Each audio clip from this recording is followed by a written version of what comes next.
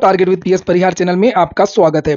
BEd versus BSTC का court order तो आप लोगों ने सुन ही लिया होगा और उसके बाद में लगातार बहुत सारे विद्यार्थियों के फोन आ रहे हैं, कॉल्स आ रहे हैं कि क्या सर अब बिहार शिक्षक भर्ती का क्या होगा, एमपी शिक्षक भर्ती का क्या होगा, क्या 69,000 शिक्षक भर्ती के जो छात्र है वो बाहर हो जाएंगे, क्या बीएड को कोई चांसेस है मौका मिलने का, और क्या सरकार मौका दे सकती है ब्रिज कोर्स इत्यादि के साथ में, या भारत सरकार क्या करेगी। तो आज इन्हीं सब मुद्दों को लेकर के हम लोग चर्चा करेंगे और इसलिए आप लोग आज वीडियो को पूरा देखिए, लास्ट तक देखिए। आगे बढ़ने से पहले एक सूचना है उन विद्यार्थियों के लिए जो विद्यार्थी बिहार पुलिस कांस्टेबल भर्ती की तैयारी कर रहे हैं। आपको पता होगा कि बिहार से 21,000 पदों पर पुलिस कांस्टेबल भर्ती का विज्ञापन निकला हुआ है, जल्द उसकी परीक्षा भी होने वाली है। तो यहाँ पर एक बेस्ट बुक है, बहुत सारे विद्यार्थी इसके बारे में पूछ रहे थे कि सर बिहार के लिए कौन सी पुस्तक पढ़ें, क्योंकि मार्केट में बहुत सारी पुस्तकें हैं। तो यहाँ पर आप लोग टेक्स्ट बुक की ये पुस्तक है जिसे आप लोग ले सकते हैं। 3,000 से ज्यादा महत्वपूर्ण प्रश्न इसमें दिए हुए हैं और इसमें जो सब्जेक्ट है, जो सिलेबस बीपीएस, जो सिलेबस बिहार पुलिस कांस्टेबल भर्ती का है, सारा का सारा सिलेबस कवर किया गया है, चाहे वो सामाजिक विज्ञान हो, बिहार सामान्य ज्ञान हो, समाज जागरूकता विज्ञान, गणित, हिंदी और इंग्लिश, इनसे संबंधित इसमें सब सारे महत्वपूर्ण प्रश्न दिए हुए हैं और इसके उत्तर है उनकी विस्तृत व्याख्या भी दी गई है। पिछले सालों में जो बिहार की भर्तियों में विभिन्न प्रकार के प्रश्न पूछे गए उनका भी समावेश किया गया है।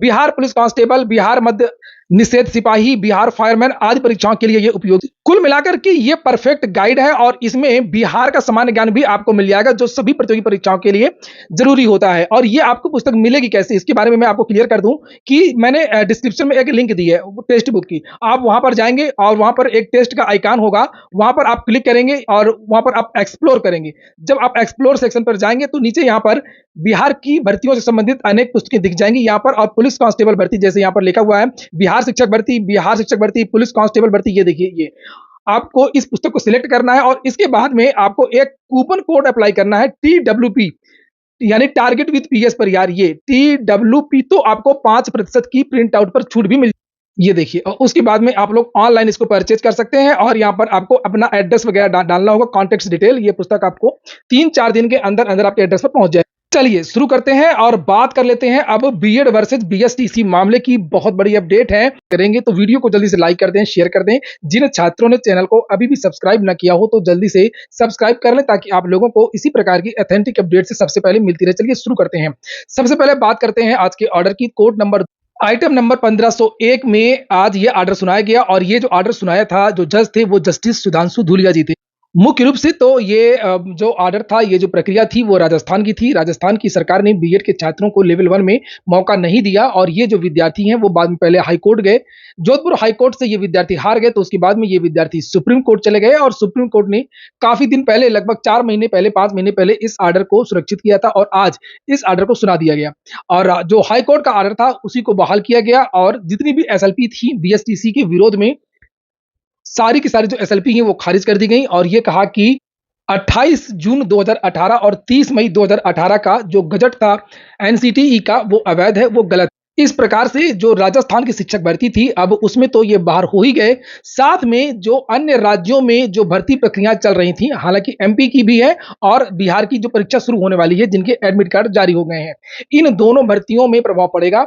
और बिहार की जो भर्ती है, शिक्षक भर्ती है, और जो केवीएस का जो परिणाम जारी होना है, इसमें भी नो डाउट बिल्कुल बीएड के जो विद्यार्थी हैं वो बाहर होंगे। उन्होंने तो अपने नोटिफिकेशन में ही लिख दिया था कि हम बीएड वालों को ले जरूर रहे हैं, लेकिन ये सारे के सारे जो विद्यार्थी हैं वो सुप्रीम कोर्ट की याचिका के अधीन लिए जा रहे हैं। तो केवीएस की जो वैकेंसी है उससे भी बीएड के छात्र 100% बाहर होंगे और जो बिहार शिक्षक भर्ती है उससे भी 100% ये विद्यार्थी बाहर होंगे। और हो सकता है कि बिहार की जो परीक्षा है वो पोस्टपोन भी हो जाए, फिर से परीक्षा केंद्र बनाए जाएं। और जानकारी ये मिली है कि बिहार की जो शिक्षक भर्ती है, जिसमें 8,15,000 विद्यार्थियों ने आवेदन किया है, 79,000 प्राथमिक शिक्षक भर्ती के पद हैं और उसमें सबसे ज्यादा जो आवेदन किया है वो प्राथमिक में ही हुए हैं और प्राथमिक में सबसे ज्यादा जो आवेदन है वो बीएड के छात्रों ने किए हैं। इसलिए जो परीक्षा केंद्र है उनकी संख्या कम हो सकती है और हो सकता है कि अब नए एडमिट कार्ड जारी हों और बीएड के छात्रों के एडमिट कार्ड अब रोक दिए जाए। एमपी शिक्षक भर्ती के बारे में भी देखते हैं सरकार का क्या रुख होता है। और रही बात 69,000 शिक्षक भर्ती की, तो ब्रिज कोर्स को लेकर के इनका तो मामला चल ही रहा, लेकिन हो सकता है कि इस भर्ती में कोई आंच ना आए, क्योंकि इसमें विद्यार्थियों की क्या गलती है, चयन किया है सरकार ने और नियुक्त हुए इनका काफी समय हो चुका है। लेकिन एक बात बता दूं कि 69,000 शिक्षक भर्ती के जो छात्र हैं ये भी एनसीटीई के आदेश के द्वारा ही चयनित हुए थे और उसी आदेश से में बीएड को शामिल किया गया था। 68,500 शिक्षक भर्ती में तो बीएड के छात्र नहीं थे, उसमें केवल बीटीसी के छात्र ही थे, यानी कि डीएलएड के छात्र बीटीसी के छात्र थे। लेकिन जो 69,000 शिक्षक भर्ती थी उसमें एनसीटीई के आदेश की वजह से बीएड के छात्रों को मौका दिया गया था। चूंकि ये भर्ती अभी पूरी कंप्लीट हो चुकी है और देखने वाली बात होगी कि इसमें सरकार क्या कहती है, विधिवेत्ता क्या कहती है, लेकिन इसमें मुझे नहीं लगता है कि 69,000 शिक्षक भर्ती में कुछ होगा। हम अब बात करते हैं कि बीएड के छात्रों का अब क्या हो सकता है। संभावना अभी भी है, संभावना पूरी तरीके से समाप्त नहीं हुई है, लेकिन वर्तमान में तो सारी भर्तियों से ये बाहर हो गए हैं और हो सकता है कि अब आने वाले भविष्य में सरकार बीएड के छात्रों को मौका दे, क्योंकि नई शिक्षा नीति के तहत भी बीएड कोर्स को ही मान्य किया गया है। लेकिन वो जो बीएड कोर्स होगा, जब डीएलएड को समाप्त किया जाएगा, बीटीसी को समाप्त किया जाएगा, आप लोगों ने सुना भी हो कि शिक्षक भर्ती के लिए ये कहा जा रहा है कि अब आने वाले समय में केवल बीएड रहेगा, 4 साल का बीएड रहेगा, 2 साल का बीएड रहेगा, लेकिन उसका कोर्स दूसरा हो। और बहुत सारे राज्यों में तो डीएलएड के कोर्स बंद कर दिए गए हैं, बीटीसी के कोर्स बंद कर दिए गए। तो कुछ संशोधन साथ में सरकार इसको विधि सम्मत पार्लियामेंट से पारित करा करके, कैबिनेट से पारित करा के एमएचआरडी द्वारा आने वाले समय में मौका दे सकती है। अभी सरकार की तरफ से कोई भी ट्वीट नहीं आया, सरकार की तरफ से कोई भी बयान नहीं आया है, एनसीटीई की तरफ से कोई भी बयान नहीं आया है, इसलिए थोड़ा सा इंतजार करना होगा। अभी बहुत कुछ कहना जल्दबाजी हो, लेकिन मैं फिर से एक बात बता दूं कि संभावनाएं पूरी तरीके से समाप्त नहीं हुई हैं। सरकार अगर चाहेगी तो विधि सम्मत तरीके से बीएड को प्राथमिक शिक्षक भर्ती में शामिल कर सकती है। क्योंकि सबसे बड़ी बात यह है कि एनसीटीई ने जिस तरीके से गजट को पास किया था, जो प्रक्रिया थी उसको अवैध घोषित किया गया है, वो तरीका गलत था। ऐसा नहीं है कि सुप्रीम कोर्ट ने एकदम से आदेश दिया है तो बिल्कुल अब कुछ हो ही नहीं सकता है। और अभी जो बीएड के छात्र हैं वो ये जो ऑर्डर आया है इसकी रिव्यू पिटीशन भी डालने वाले हैं।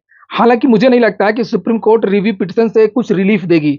अब जो कुछ भी करना रहेगा वो सरकार को ही करना रहेगा, वो भी केंद्र सरकार को। और जो सुनवाई हुई भी थी बीएड वर्सेस बीएसटीसी मामले में, जो लगातार अभी सुनवाई हुई थी सुप्रीम कोर्ट में, उसमें भी सरकार लगातार बीएड के पक्ष में ही बोलती रही है, एनसीटीई भी लगातार बीएड के पक्ष में ही बोलती रही है।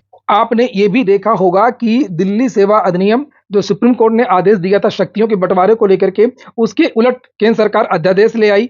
और उसके बाद में फिर जो चुनाव आयुक्त के जो चयन की प्रक्रिया है, जिसमें सुप्रीम कोर्ट के जज और अन्य लोगों को रखने की बात की गई थी, तो वो बिल भी राज्यसभा में आ रहा है। तो ऐसी बात नहीं है कि सुप्रीम कोर्ट ने कह दिया तो वो बस उसके बाद में कुछ हो नहीं सकता है। हाँ, ये जरूर है कि बहुत सारी जो शर्तें हैं वो थोपी जा सकती हैं, क्योंकि बात नौनिहालों की पढ़ाई के लिए है, इसमें कोई भी कंप्रोमाइज नहीं हो सकता। और वाकई डीएलएड की का जो सिलेबस है और जो बीएड का सिलेबस है उसमें काफी अंतर रहता है। तो ठीक है दोस्तों, फिलहाल आज की वीडियो में इतना ही। वीडियो आपको अच्छा लगा हो, आपके काम को तो लाइक अवश्य कर दें। आगे जो भी इससे संबंधित अपडेट्स होंगी आपको इस चैनल के माध्यम से दे दी जाएंगी। तब तक आप लोग लगातार चैनल में जुड़े रहें। पूरा वीडियो सुनने के लिए बहुत बहुत धन्यवाद।